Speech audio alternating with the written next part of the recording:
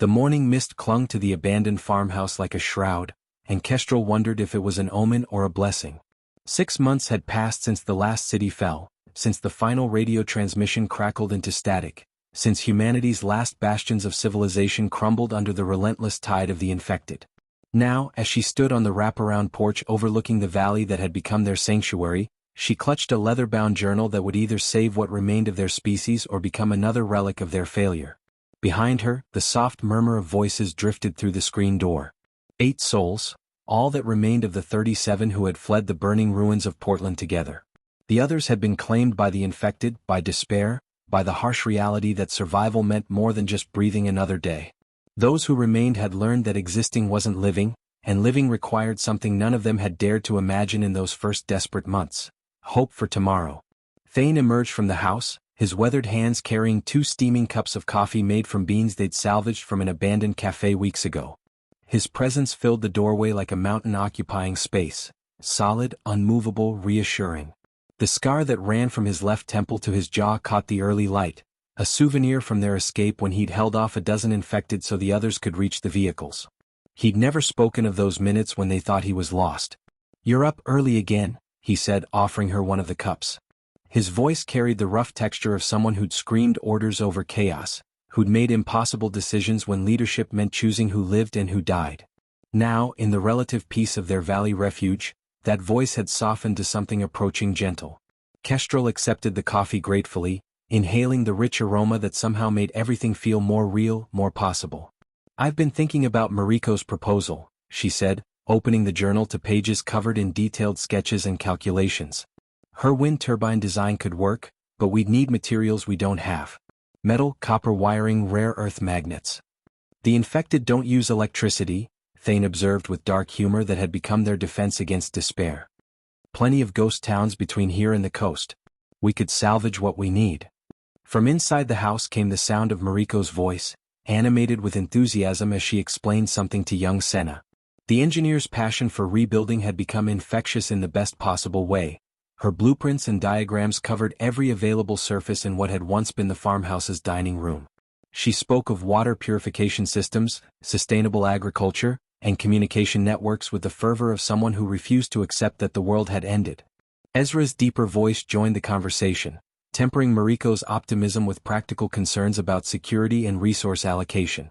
At 63 he was the oldest among them, a former city planner who'd watched his life's work consumed by flames and chaos. Yet somehow he'd emerged from that destruction not broken but refined, like steel forged stronger in fire. His experience in designing communities had become their most valuable asset as they contemplated something unprecedented: building a new world from the ashes of the old. The screen door creaked as Senna bounded onto the porch, her 19-year-old energy undimmed by the horrors she'd witnessed. She carried a tablet powered by their solar charging system, its screen displaying satellite images they'd managed to access through carefully rationed internet connectivity. "Kestrel, you need to see this," she said breathlessly. "I found 3 more survivor enclaves. One's only 50 miles north." Kestrel studied the images, her pulse quickening. Small clusters of lights in an otherwise dark landscape, signs of human habitation where civilization was supposed to have died. Each dot represented hope, but also complexity. Other groups meant other leaders, other plans, other visions for humanity's future. It meant the possibility of conflict, competition for resources, or worse, the need to defend what they were building. Caius appeared in the doorway, his expression skeptical as always. The former military logistics officer had appointed himself the voice of harsh reality, the one who asked uncomfortable questions about sustainability, defense, and the darker aspects of human nature when resources grew scarce. "More people means more mouths to feed," he said bluntly. "It also means more chances for someone to bring infected into our perimeter. We're barely managing to support ourselves." "We're not just trying to survive anymore," Kestrel replied, closing the journal and facing the group that had become her family. "We're trying to rebuild. That means taking risks, making connections, growing beyond just the 8 of us." She paused, looking out over the valley where they'd begun to plant crops, where Rowan had constructed watchtowers, where Naya had established a medical station. "Today we start planning not just for next week or next month but for the next generation. We start planning a future worth having." The war room, as they'd come to call the farmhouse's former dining room, buzzed with the controlled chaos of minds grappling with an impossible task. Maps covered every wall, held in place by thumbtacks salvaged from a school supplies store. Red pins marked confirmed infected zones, blue indicated potential resource sites, and green showed possible safe havens like their own valley. The table that had once hosted family dinners now groaned under the weight of technical manuals, seed catalogs, and ammunition inventories. Naya sat cross-legged on the floor, her medical bag open beside her as she inventoried their pharmaceutical supplies. Her delicate features masked a steely resolve forged in the field hospitals of the apocalypse, where she'd learned to perform surgery by flashlight and treat infections without antibiotics. Her fingers moved with practiced efficiency through bottles and vials, each one representing lives that could be saved or lost. "We have enough antibiotics for perhaps 2 more months," she announced, her voice carrying the weight of someone who'd watched too many people die from treatable ailments. "If we're planning for growth, medical supplies must be our highest priority." Rowan descended from the attic where he'd been reinforcing their radio equipment, dust motes dancing in the shaft of sunlight that followed him down the ladder. The youngest male in their group at 24, he'd become their eyes and ears, establishing an early warning network that stretched in a 5-mile radius around their sanctuary. His surveillance skills, learned during 2 tours as a military intelligence analyst, had kept them alive through the winter when other groups had fallen to wandering hordes.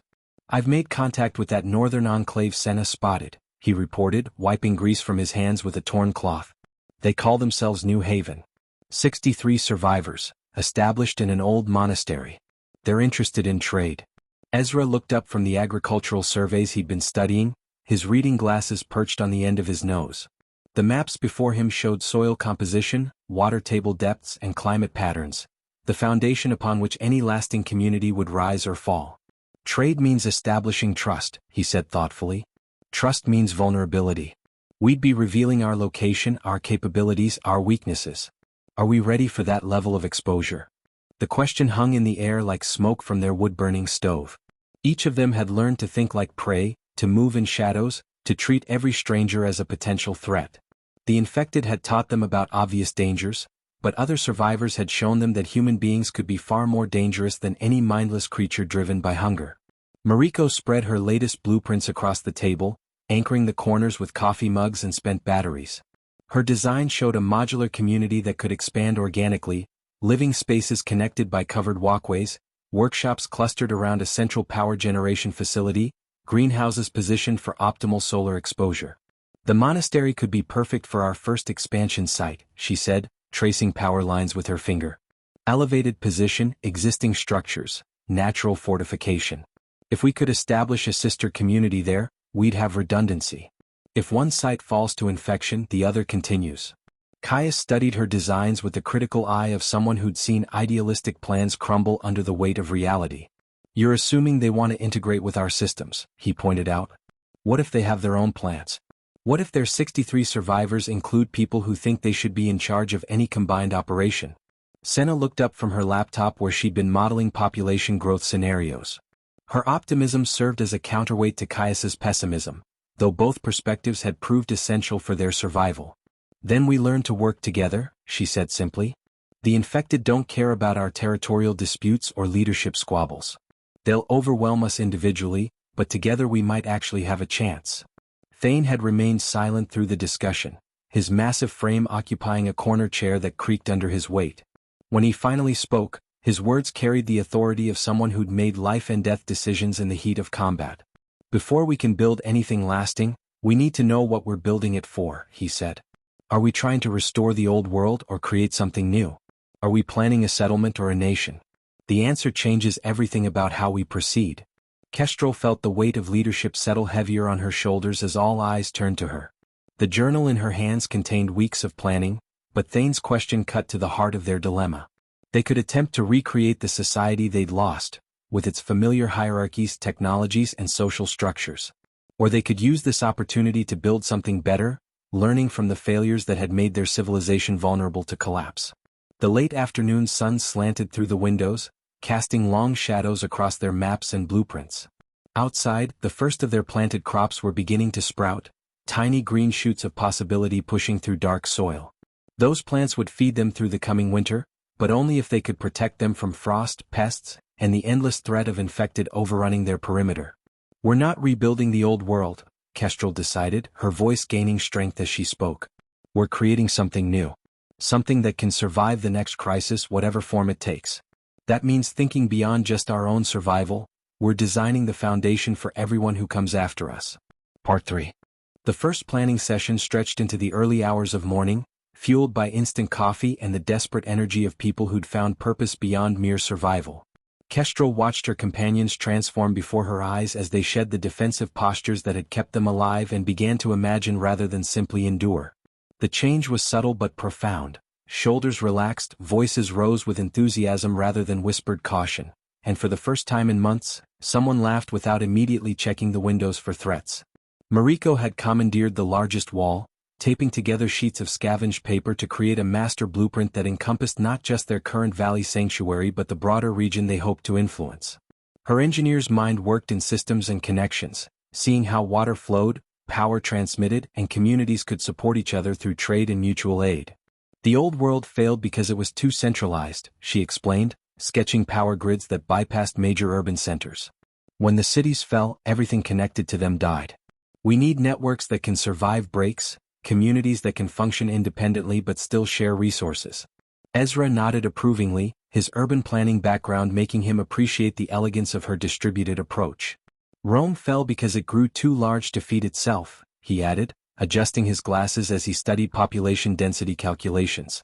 But the Roman road system survived for centuries because it connected many smaller communities. We need to think like road builders, not empire builders. Senna's youth allowed her to envision changes that seemed impossible to older minds shaped by the constraints of the former world. She'd grown up with technology, but she'd also witnessed its fragility when the power grids failed and the internet went dark. What if we don't try to restore global communications? She suggested, her fingers dancing across her tablet as she modeled mesh networks. What if we build something smaller but more resilient? Local networks that can link up when conditions allow, but function independently when they have to. Caius remained skeptical, his role as devil's advocate essential to prevent their planning from drifting into wishful thinking. You're all talking about ideal conditions, he warned, spreading before them photographs taken during their scouting missions, burned-out vehicles, stripped buildings, evidence of desperate struggles for resources. What happens when we encounter a group that's decided cooperation is weakness? What happens when someone shows up with military weapons and decides our valley would make a nice addition to their territory? The question triggered a long silence as each of them remembered encounters with hostile survivors. Not everyone who'd lived through the collapse had maintained their humanity, some had embraced brutality as a survival strategy, forming raider groups that preyed on the hopeful and the naive. Their valley's isolation had protected them so far, but expansion would bring exposure, and exposure invited conflict. Thane spread a tactical map across the table, his scarred hands indicating elevation markers and natural choke points. Defense isn't just about walls and weapons, he said, his military background evident in how he analyzed terrain. It's about making ourselves too valuable to attack and too costly to conquer. If we control resources other groups need, medicine, technical expertise, food surplus, we become partners rather than targets. Naya looked up from her medical journals, her expression troubled. That assumes everyone thinks rationally, she said quietly. I've treated enough people to know that trauma changes us. Some of the survivors I've encountered, they're not interested in building anything. They're stuck in a permanent state of taking what they need to get through the next day. Her voice carried the weight of someone who'd seen civilization's veneer stripped away to reveal what lay beneath. Rowan returned from another perimeter check, his radio crackling with static and fragmentary transmissions from distant survivor groups. The northern enclave, New Haven, they're dealing with a refugee situation, he reported, adjusting frequency dials to isolate clear signals. A group of families with children fleeing south from Seattle. New Haven doesn't have the resources to support them, but they can't turn away children. The mention of children shifted the entire dynamic of their discussion. Children meant future, but they also meant vulnerability, resource strain, and the kinds of moral choices that could tear apart a struggling community. They represented hope and burden in equal measure, the living embodiment of why their planning mattered. Kestrel studied the faces around her, seeing in each the reflection of their shared burden. They were no longer planning just for themselves, but for people they'd never met, children who might grow up in the world they were designing. The responsibility felt overwhelming but also clarifying. We invite them here, she decided. All of them. New Haven's refugees, any other families we can safely accommodate. Children change everything, they make us think in decades instead of seasons. Our food stores won't support that many people through winter, Caius objected, though his tone suggested he was testing the decision rather than opposing it. Then we expand faster, Mariko replied, her blueprints suddenly taking on new urgency. We accelerate the agricultural program, establish that satellite community at the monastery, create redundant food production. We turn necessity into opportunity. Ezra removed his glasses and cleaned them slowly, a gesture they'd learned meant he was processing complex scenarios. Bringing in refugees means we're no longer planning in secret, he observed. Other groups will learn about us, our capabilities, our location. We become a known quantity in a world where anonymity has been our best protection. Maybe that's not entirely bad, Senna suggested, her eternal optimism finding new channels. If we're going to build something lasting, we need to be findable by the right people. We need to become a beacon, not just a hideout. As dawn approached, their planning session evolved from theoretical discussion to concrete commitment. They were crossing a threshold from which there would be no return. From survivors to founders, from hiding to building, from existing to living. The infected still wandered the ruins of the old world, but in this farmhouse kitchen, surrounded by maps and dreams, the new world was taking its first tentative breath. 3 weeks after their decision to expand, the valley had transformed into something resembling organized chaos. The quiet mornings of careful routine gave way to the controlled urgency of construction, as Mariko's blueprints materialized into wooden frameworks and freshly turned earth. The sound of hammers echoed off the hillsides, punctuated by the mechanical rumble of the wind turbine they'd managed to construct from salvaged materials. Progress felt simultaneously rapid and insufficient. Every day brought them closer to their goals while revealing new obstacles they hadn't anticipated. Kestrel stood in what would become the community's central gathering space, watching Thane and Rowan work together to raise the frame for a communal dining hall. The irony wasn't lost on her that they were building spaces for togetherness while having barely enough time to connect with each other. The demands of expansion had fractured their tight-knit group into specialized teams, each focused on their particular expertise but losing the intimate bond that had sustained them through the darkest months. The foundation for the medical center is ready, Naya called from across the construction site, her voice carrying a note of satisfaction mixed with exhaustion. She'd been working 18-hour days to establish proper medical facilities before the refugees arrived, transforming a barn into a clinic that could handle everything from broken bones to difficult births.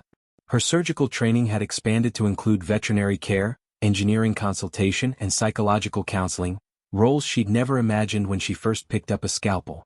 Senna emerged from the communications bunker they'd built into the hillside, her tablet displaying real-time data from their expanding network. "I've established contact with 2 more survivor groups," she announced, her youthful energy undimmed despite weeks of intense labor. "One's a scientific research station in the mountains, they have medical equipment we need. The other's a farming collective with seed stocks and livestock." She paused, scrolling through messages. "Both are interested in trade, but they want to send representatives to verify our capabilities." The prospect of outside visitors triggered conflicting emotions in the group. After months of isolation, the idea of sharing their sanctuary with strangers felt both thrilling and terrifying. They'd grown comfortable with their known dynamics, their established hierarchies, their familiar rhythms of daily life. Outsiders would bring new perspectives and needed skills, but also unpredictable variables and potential conflicts. Ezra looked up from the agricultural surveys he'd been updating, his methodical nature evident in the neat rows of data that covered his clipboard. "The soil analysis confirms what we suspected," he reported, wiping sweat from his forehead with a bandana that had seen better days. "This valley can support perhaps 200 people sustainably, assuming we implement the terraced farming system and establish the secondary growing sites.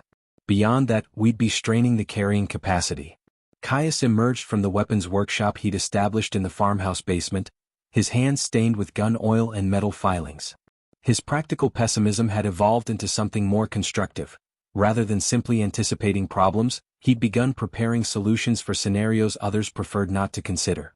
200 people means 200 opinions about how things should be run, he observed, checking the action on a rifle they'd modified for better accuracy. It means factions, politics, the whole mess that made the old world so fragile. Mariko paused in her review of the power generation systems, her engineer's mind switching from technical to social calculations. "That's why we need to establish the governance framework now, while we're small enough to reach consensus," she said, indicating a set of documents they'd been drafting.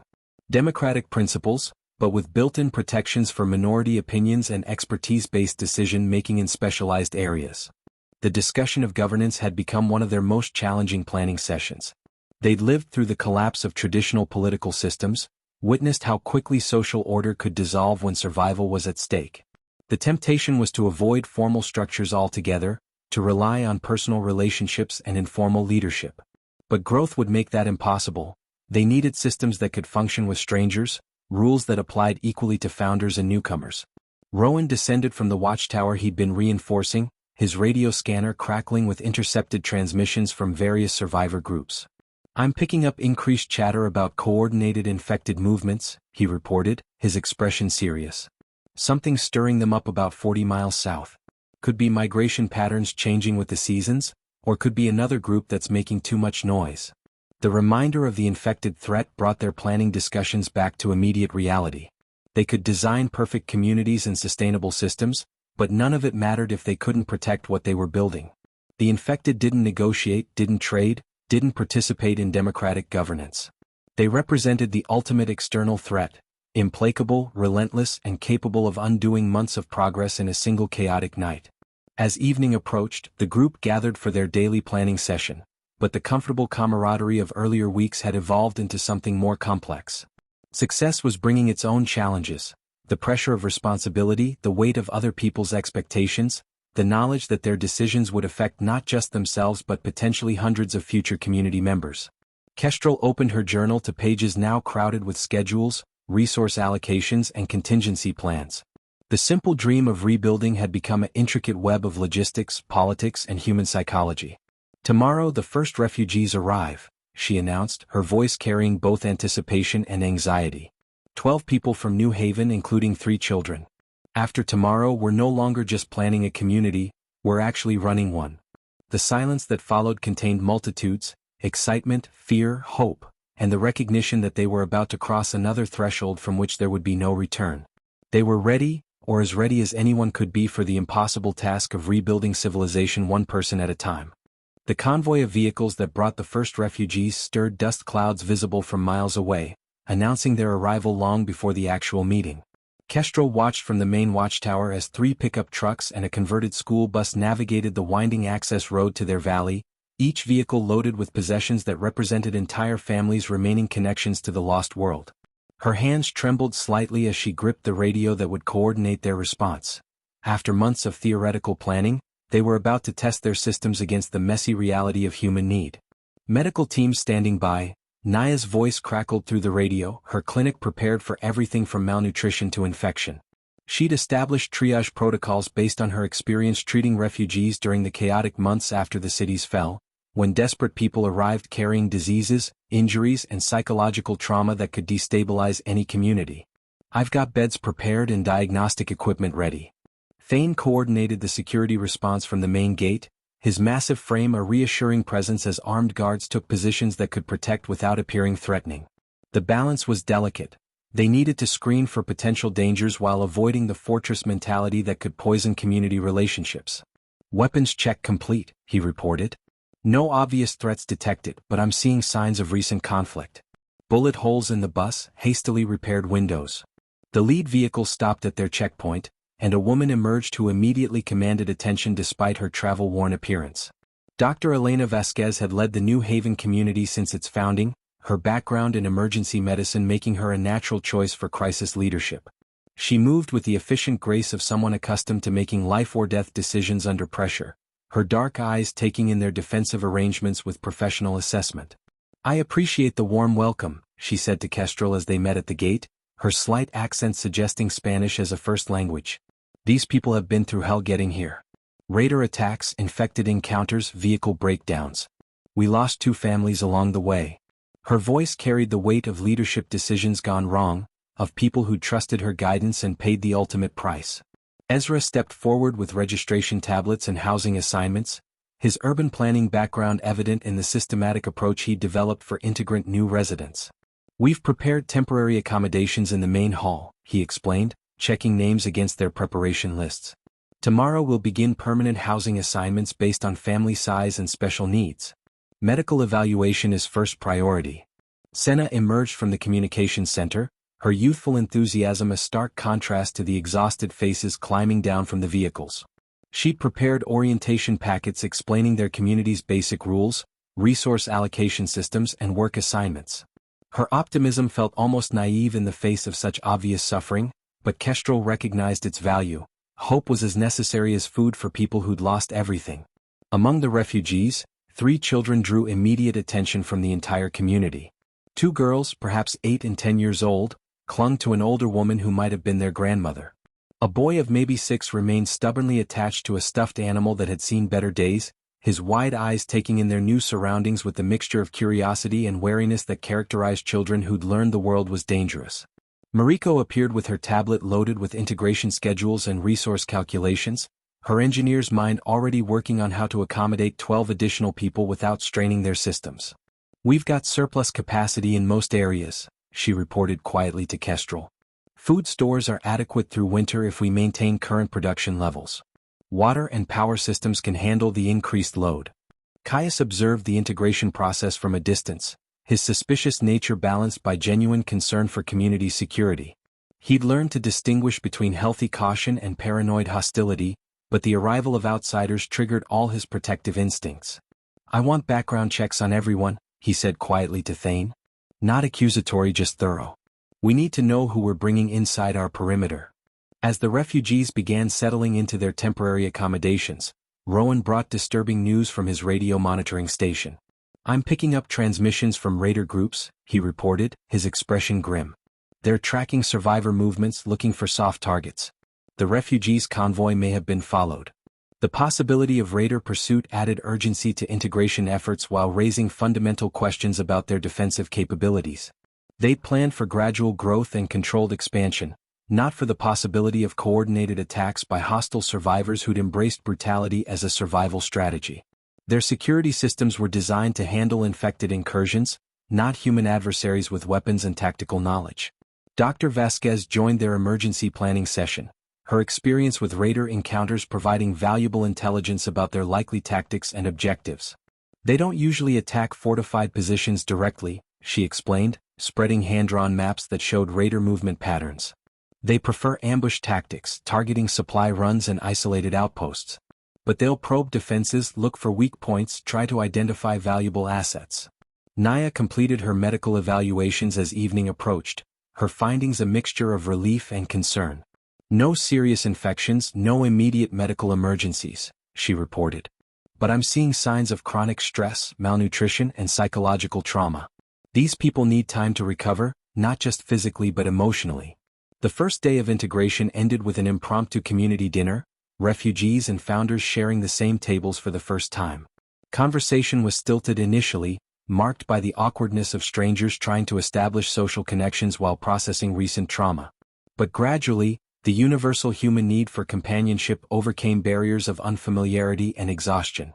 As night fell over their expanded community, Kestrel walked the perimeter with increased security patrols, listening to the sounds of 20 people settling into shared spaces. Their careful planning had survived its first real test, but she understood that integration was an ongoing process, not a single event. Tomorrow would bring new challenges as they learned to function as a true community rather than an extended family, but tonight, 3 children were sleeping safely in beds instead of hiding in abandoned buildings. That alone made every difficulty worthwhile. The attack came at dawn, 3 days after the refugees' arrival, when morning mist still clung to the valley and most of the community was just beginning to stir. Rowan's early warning system detected movement on the eastern ridge, shapes that moved too deliberately to be infected, too organized to be wildlife. His urgent radio call shattered the peaceful quiet. Multiple hostiles, eastern approach, estimated 15 to 20 personnel, armed and advancing. Kestrel rolled from her bed fully clothed, a habit developed during months of potential danger, her hands reaching automatically for the rifle she kept within arm's reach. The careful routines they'd established for threat response kicked in with practiced efficiency, but this wasn't a drill or an infected incursion. This was human intelligence, human malice, human capability directed against everything they'd built. Thane's voice boomed across the compound through their PA system, calm but urgent. Condition read, all civilians to secure positions, defensive teams to assign posts. His security protocols had seemed overly paranoid when he'd first implemented them, but now they provided structure in chaos. Armed community members moved to prepared positions while non-combatants shepherded children and elderly refugees to the reinforced basement of the main building. The raiders' approach revealed tactical sophistication that made them far more dangerous than random survivors. They moved in coordinated teams, using natural cover to advance while maintaining communication and mutual support. These weren't desperate people making panicked attacks. They were organized predators who turned violence into a sustainable lifestyle, feeding off the productive efforts of others. Dr. Vasquez proved her value beyond medical expertise, her experience with raider encounters providing crucial intelligence about their likely tactics. "They'll try to breach the perimeter at the weakest point," she explained to the defensive coordinators, sketching attack patterns on a hastily drawn map. "Usually a frontal diversion while the main force flanks from an unexpected direction. They want to capture, not destroy. We're only valuable if our infrastructure survives." Mariko's engineering expertise shifted from construction to fortification as she rapidly deployed defensive measures they'd built but hoped never to use. Floodlights powered by their wind turbine eliminated the raiders' cover advantage, while strategically placed obstacles forced them into kill zones covered by their limited number of marksmen. Her technical background proved as valuable in warfare as in construction. The battle unfolded in terrifying slow motion, punctuated by bursts of violence that shattered the morning calm. Caius commanded the main defensive line with military precision, his pessimistic preparations vindicated by harsh reality. "They're testing our response," he radioed to other positions. "Probing for weaknesses. Don't waste ammunition on suppressive fire, wait for clear targets." Senna's communications network proved crucial for coordinating their defense, allowing isolated defensive positions to share intelligence and support each other effectively. Her youthful enthusiasm had evolved into grim competence as she managed radio traffic while tracking raider movements on her tablet. "Northern team, you've got 3 hostiles flanking through the tree line," she reported, her voice steady despite the circumstances. Naya established a field medical station in the community center, preparing for casualties while monitoring radio communications for injury reports. Her steady hands and calm demeanor provided psychological as well as medical support for defenders who'd never faced human enemies before. The infected were mindless threats, but raiders represented the deliberate choice of humans to prey upon other humans. The raiders' main assault focused on the vehicle compound, where they hoped to capture transportation and supplies essential for their nomadic lifestyle. But Ezra's urban planning had positioned critical infrastructure to be mutually supporting, making it impossible to capture individual elements without exposing attackers to defensive fire from multiple directions. His boring surveys and careful positioning proved decisive in actual combat. Rowan's intelligence gathering had provided advance warning that saved lives, but the raiders had learned to counter electronic surveillance. They carried radio jammers and signal detectors, turning their assault into a contest between technological sophistication and defensive preparation. His careful network of observation posts became the eyes and ears that kept their scattered defensive teams coordinated. The battle reached its climax when raiders breached the outer perimeter and advanced toward the main compound, only to find themselves caught in crossfires they hadn't anticipated. Their tactical sophistication met the advantages of defenders fighting for their homes, their children, their futures. What followed was brutal and decisive, violence unleashed by people who'd already lost everything once and refused to lose it again. When the shooting stopped, 5 raiders lay dead and the remainder had withdrawn, carrying their wounded into the forest where pursuit would be dangerous and probably futile. The community's victory was complete but costly, 2 defenders seriously wounded, infrastructure damaged, and the psychological impact of violence that reminded everyone how fragile their sanctuary really was.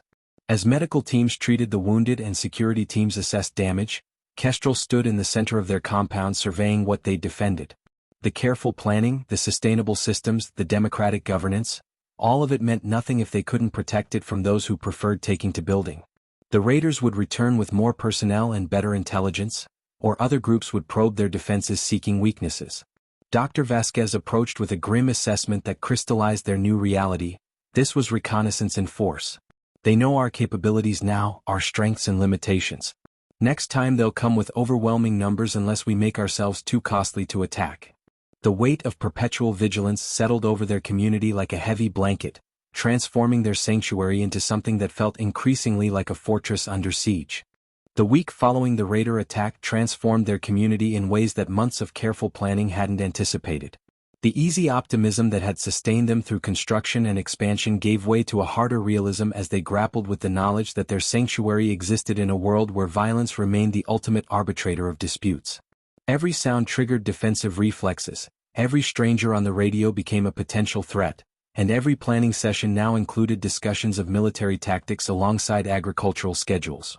Thane stood before the assembled community in their damaged meeting hall, his scarred face illuminated by battery-powered lanterns that cast harsh shadows on the walls. The bullet holes in the windows had been boarded over, but their presence remained visible as dark patches that seemed to absorb light. "We have a choice," he said, his voice carrying the weight of someone who'd made similar decisions in military contexts. "We can retreat further, find a more isolated location and start over. Or we can make this valley too dangerous for raiders to consider a target." The choice he presented wasn't really between safety and danger, it was between different types of vulnerability. Isolation would protect them from human threats but leave them without the trade networks, shared resources and mutual aid that larger communities could provide. Fortification would require them to become something they'd hoped to avoid, a militarized enclave focused more on defense than development. Dr. Vasquez had proven her value extends far beyond medical expertise during the attack, and now she offered insights gained from watching other communities face similar decisions. "I've seen settlements choose both paths," she said, consulting notes she'd made during their post-attack analysis. "The isolationists survive longer but never grow. The fortress communities become regional powers but lose the very humanity they're trying to protect." Mariko's engineering mind had already begun working on solutions that might allow them to thread the needle between these extremes. Her latest blueprints showed defensive systems that could be concealed within civilian infrastructure. Hidden fighting positions, camouflaged obstacles, communication networks that could coordinate resistance without appearing militaristic. "We can be strong without looking strong," she proposed. "Deterrent through capability rather than display." Ezra's urban planning background had given him perspective on how communities evolved under different pressures, and his analysis was sobering. "Every civilization has faced this challenge," he observed, adjusting his glasses as he studied historical examples on his tablet. "Rome built walls and became an empire. Medieval cities developed guilds and militias. The question isn't whether to prepare for conflict, it's how to prepare without losing our essential character."